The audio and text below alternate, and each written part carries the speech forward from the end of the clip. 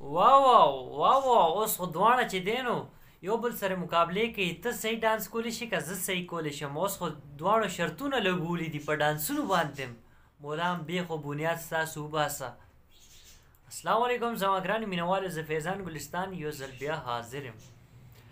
ملګرو زما چې کوم نننی ټاپک وي تاسو به کتلی وي په تمنیل باندې چې دی نو نیلم ګل او فاطمه ګل خو نه ده، د غلو نه ډکه ده.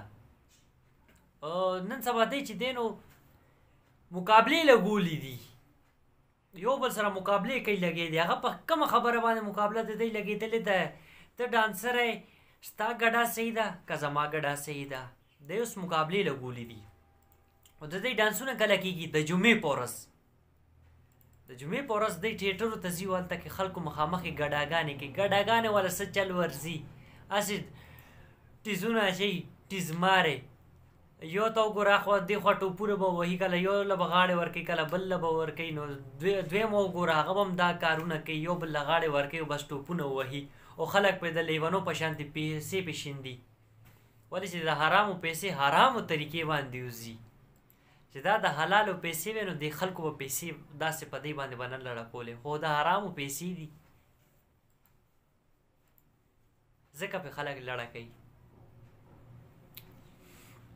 نو دی خو اوس چې دی نو مقابلې لګولي دي، نیلم ګل او فاطمه ګل. دی خو د یو بل په مقابلې کې راغلي دي.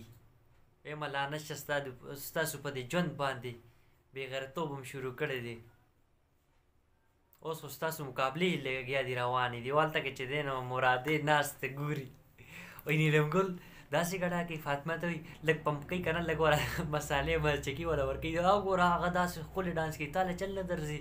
پړپوسه شوې بدرنګې و چې دی نو غبارې څه نه څه ورته لګیا وي، خبرې کوي. بس دا چې دی نو غباره چې کومه ده که نه، بس دا راشي بیا میدان کې لکه ګونګ ګونګ ګونګ ګونګ داسې ګډه کوي. و غبارې تاسې ګډه خوند نه کوي.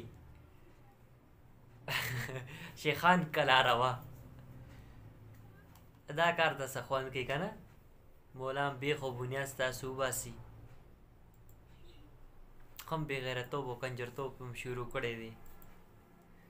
بس ملګرو زما دې ډمانو ته دا میسج دا پیغام و چې دی چې دی نو اوس نن سبا په مقابلې کې راوتي دي، یو بل سره مقابلې کوي. چې ویډیو م خوښه شوي نو لایک یې کوئ، خپل دوستانو سره شیر کوئ. او چې کوم دوستان نوي راغلي دي زما په چینل باندې نو تاسو ځان سره زما دا یوټیوب چینل هم سبسکرایب کوئ. انشاءالله ډېر زر یو نوي ویډیوز کې به ملاقات کېږي. تر هغې پورې زه تاسو نه اجازت غواړم. تلوي الله په امان، والسلام.